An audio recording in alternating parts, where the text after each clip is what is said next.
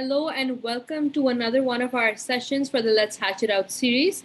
Today we are in conversation with Ms. Fazeela Gopalani, who is currently working as the head of ACCA for the Middle East, through which he leads operations in 11 Middle Eastern markets and represents over 20,000 stakeholders. She is a professionally qualified accountant with over 18 years of experience, and she's seen as a thought leader in all areas of accounting and finance.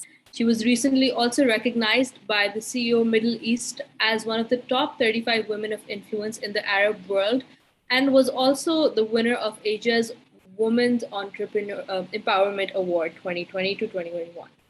Thank you so much, Fazeela, for joining us, and we are really excited to get to know more about your personal experience today.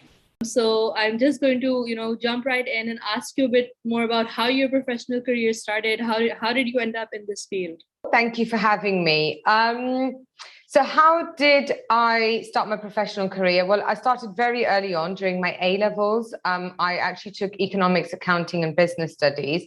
I knew what I wanted to do. My father was a chartered accountant. I wanted to follow in his footsteps. Went and did an accounting and finance degree at the University of Birmingham in the UK. I then started my professional accountancy exams, and I started working at my father's accountancy practice, specializing in tax compliance. Great. So now I see that your father was the inspiration behind this. So when you started, what were the challenges that you faced in this industry? Were you always very good at it? Did you know that this was, where you were meant to be? It was difficult, but I saw every challenge as an opportunity to prove them wrong. Now, being young meant I was able to adopt new practices into the firm and for clients, such as adopting technology, accounting softwares that saved them money and made processes more efficient and effective. Being young meant I was newly qualified and I was up to date with the latest rules and regulations of the accounting and finance world. Not having an understanding of different businesses in the male-dominated world allowed me the opportunity to ask more questions and make me understand their business models. And my questions would provoke them to think more about efficiencies. And I was able to compare different business models for clients to allow them to see things from a different perspective. And lastly, being the owner's daughter meant I was more emotionally invested, and our client's success was our success. And it meant that I would go above and beyond to support our clients. It wasn't just a 9-to-5 job where I was getting a paycheck. It was a lot more than that. So Fazeela, tell me, in this field, I'm assuming that your father was one of your mentors through this process. So were there other allies or, just mentors who you had who could kind of, encourage you or answer your questions? Were there any women you could look up to in this field at that time? So the accounting practice was in the UK, and my father passed away when I was 23 years old, and I had to take over running the accounting practice myself and managing it. Now, he had been my role model, but when he went, I had to find other role models.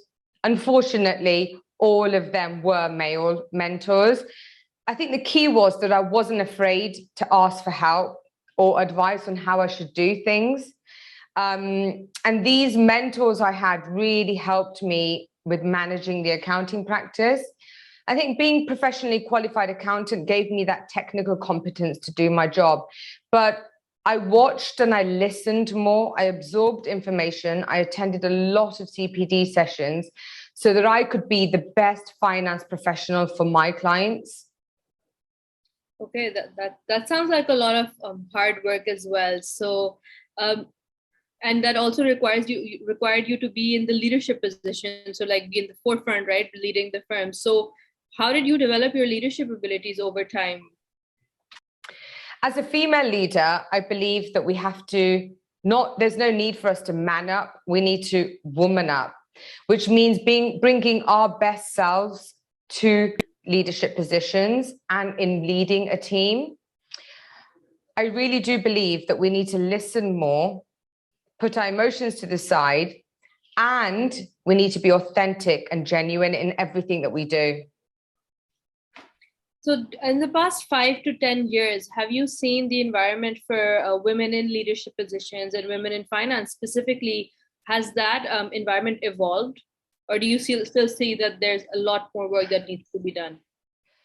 I do believe it has evolved compared to back in the days. I do believe and see that actually COVID has helped with this. There's a lot more flexibility for women in the workplace.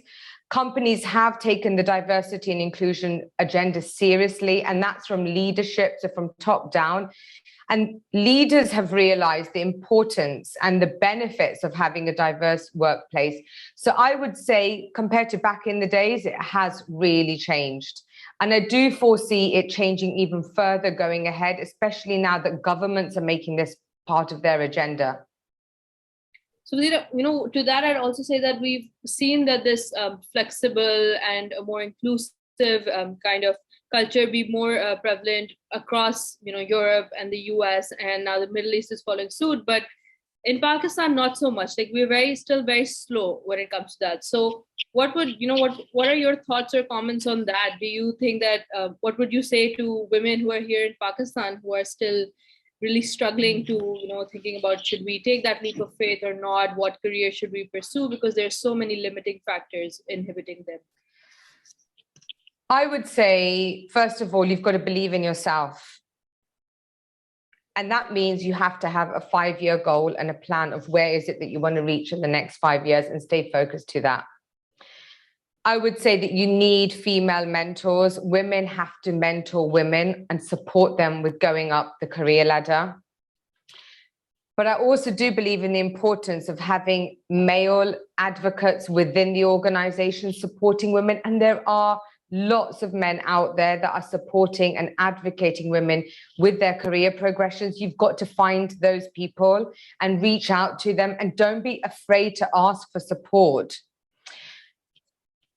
I do think that we need to, as women, listen more, and we need to keep on learning to ensure that we keep ourselves up to date with current trends. It's not easy. It is difficult. And yes, I do work and live in the Middle East region. And the government here has done a lot to support the women in finance agenda, or the women empowerment agenda, actually. We've got to help ourselves, and women have to help women. We have to support each other, and we have to push ahead with getting those jobs and positions that we want, because we have the skill set and the experience to do those roles. And do you think that you need more women in the finance field specifically? Do you still think that there's a dire need for that? Yeah, so globally, as a professional organization, we've got a good balance between male and females. But obviously in this region and in Pakistan, in the MESA region, we don't. This is not a male-dominated industry anymore globally. There are women in finance positions, in key leadership positions. So women have to embrace this profession, and women have to go out there and say, no, I'd like to be an accountant, a financial advisor. I'd like to go into the finance role. And only when that happens will this start changing and moving in stats for a country like Pakistan. So it's important that we encourage young girls to take this profession, because that's the only way we're going to make it, if there's more of us in these fields. So walk me through the steps of being able to make that a reality. So we say that we need to encourage women right now who are students, who are studying, who are struggling, who still don't know what career path to choose. So we've identified that they need mentors, and they need male allies, and they need female allies.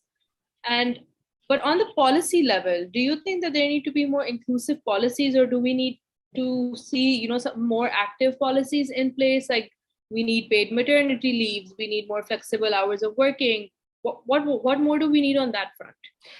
For sure, I don't believe that this can happen without policy involvement and government involvement. If you look in the UAE, Sheikh Mohammed has now got more female ministers entering into government. It's not just male dominated. The government needs to support with this. To be honest, to a certain extent, for some countries globally, I would say a quota system of ensuring that companies don't just have a 99% male workforce, And quotas need to be put in by governments in order to ensure that there is diversity and inclusion within these key large organizations. But yes, of course, maternity leave, flexible working hours, being able to work from home as and when need be, all of these are going to support women with staying in that workplace, but also progressing in that profession. And so it's a lot of stakeholders have to be involved with this: the government, employers, women helping women, and then us women getting into those professions initially to go make a change. Absolutely. With that, Fazeela, I'd ask you to just give your last words of wisdom, or just any advice to those women who are watching and who are still very scared in their households right now and they don't know what to do. What would you say to them? I would say you need to believe in yourself. You need to have a goal of where you want to go, and you've got to get out there and you've got to do everything you can in your power to reach there. Don't be afraid to ask for help. Look out for mentors. Mentors are amazing. The amount of mentors I've had in my 20 years of work experience has been phenomenal, and you get so much value from different people that come and support you in your life. And I would say, be authentic in everything you do. Absolutely. Thank you so much, Fazeela, for your time. And, just taking away all of this has been really inspirational. And we really look forward to collaborating with you in the future to inspire more women out there to be more prominent. Fantastic. Thank you for having me.